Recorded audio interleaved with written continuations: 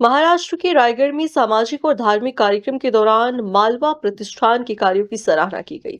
समाज प्रबोधनकार इंदुरीकरी महाराज ने संस्था के सामाजिक योगदान की प्रशंसा करते हुए युवाओं और समाज को प्रेरणादायी संदेश दिए। कार्यक्रम में बड़ी संख्या में लोगों की उपस्थिति रही।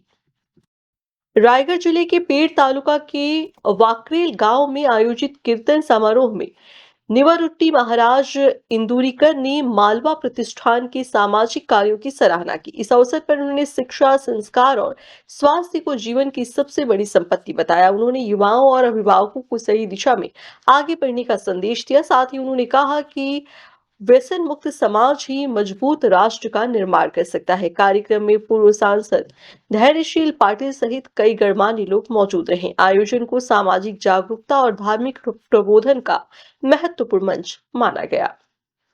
राहिली आणि महाराष्ट्राचं प्रबोधन करण्याचं काम या कीर्तनाच्या सेवेतून या ठिकाणी करण्यात आलं। या सेवेच्या मधला एक हे पुष्प म्हणून या कार्यक्रमाचा या ठिकाणी उल्लेख करावा लागेल।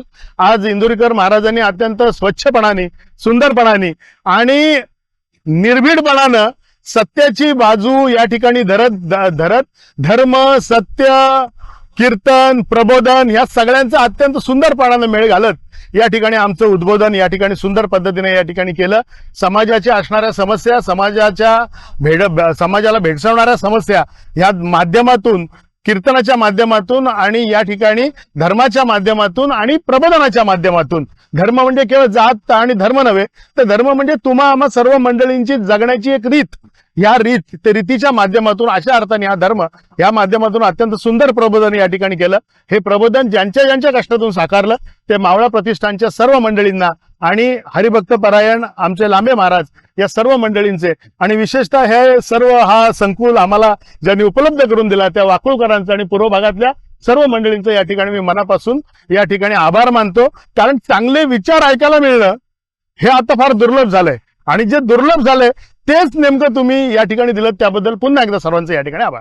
खरं म्हणजे ही एक सगळ्या तरुणांनी मिळून काढलेलं हे प्रतिष्ठान, खरं म्हणजे हे मंगेश दळवी या नावाने प्रतिष्ठान काढलं होतं, पण मी त्या नावाला विरोध केला। मी त्यांना सांगितलं की आपण सगळे ज्या भूमिकेने पक्के आहोत ती भूमिका आपली आहे मावळ्याची। आपण राजासाठी लढायचं असतं आणि भूमिका कधी बदलायची नसते। त्याच्यामुळं आपण सगळ्यांनी मिळून जे एक रूपाने काम करू ते म्हणजे मावळा, आणि त्यातून जन्माला आलेले मावळा प्रतिष्ठान।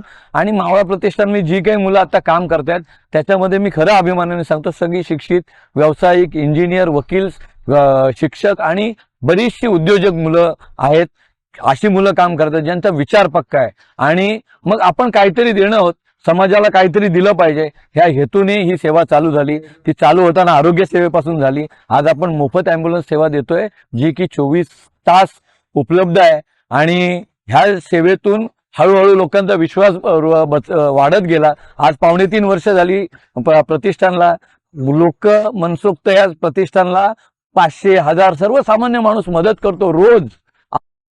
न्यू वीडियोस की अपडेट पाने के लिए सब्सक्राइब करें इंडियन न्यूज को और बेल आइकन को दबाएं।